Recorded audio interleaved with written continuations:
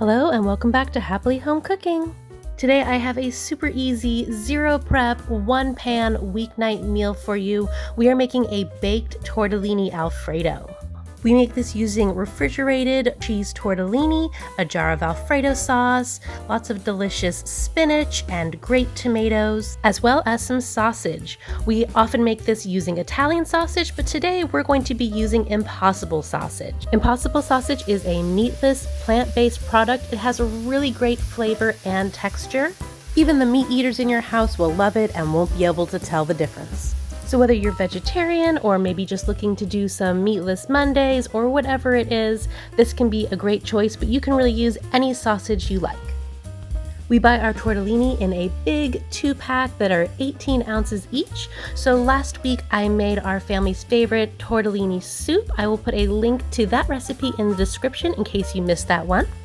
Now make sure you are subscribed to our channel and come on into the kitchen with me. I'll show you how we make our easy baked tortellini Alfredo.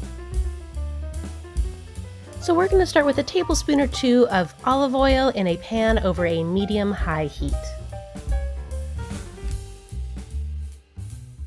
Once those are nice and hot, we are going to add in our sausage. Again, we are using the Impossible sausage, the spicy Impossible sausage, but you can use Italian sausage or whatever you have on hand. Dump that into your pan and break it apart as it cooks.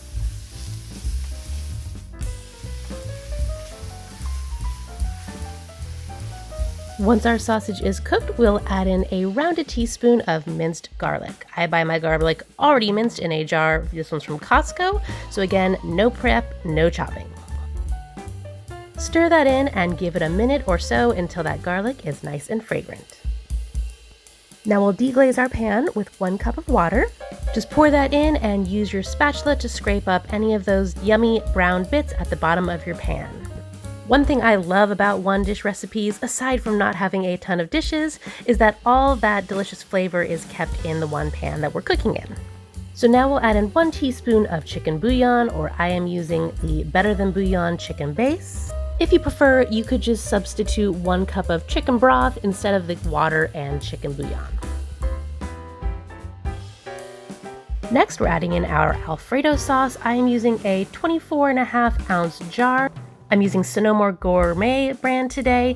Rao's is also another favorite of ours. Theirs do come in some smaller 15-ounce jars. So in that case, I would use 2 jars. So anywhere from 24 to 30 ounces of Alfredo sauce is fine. It doesn't have to be exact. Give our sauce a quick stir together with all of our sausage. Now we'll add in our tortellini. This is an 18-ounce package of refrigerated cheese tortellini.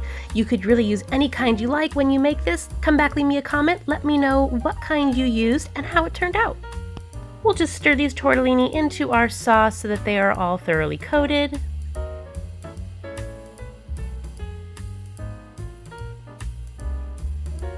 So now we'll top our saucy tortellini with some fresh spinach. Add as much as you like. I like to do about 2 or 3 big handfuls, which comes out to be about 4 to 5 ounces of spinach. And we're just gonna dump this right over the top. Next, we have a pint of grape tomatoes, which I have washed, and I will dump those right over the top of our spinach. I really love using grape tomatoes. I think they look so pretty in baked dishes. They add a really nice acidity to our creamy Alfredo sauce. Plus, they're already nice and small, so we don't have to chop them up. Again, zero prep, easy peasy.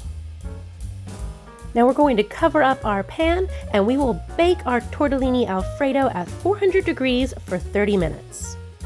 A short half-hour later, our tortellini and tomatoes and spinach are all cooked. They look beautiful. We have one last step. We are going to add 2 cups of mozzarella cheese. I am buying mine already shredded, so again, no prep for me.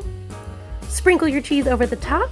You could really use as much as you like, or any kind of cheese that you like. If you use something other than mozzarella, come back and let me know. I love trying different cheeses in dishes like this. So once your dish is cheesy to your heart's content, go ahead and cover that back up one more time, and we will pop this back into the oven for another 5 or 6 minutes, just enough time to melt that cheese. And voila, dinner is ready. Not only is this dish super easy to make, it is really a meal all in one. You've got your protein, you've got your veggies, and it is so creamy and comforting. Your whole family will love it. If you enjoy recipes like this, you can let me know by leaving a big thumbs up.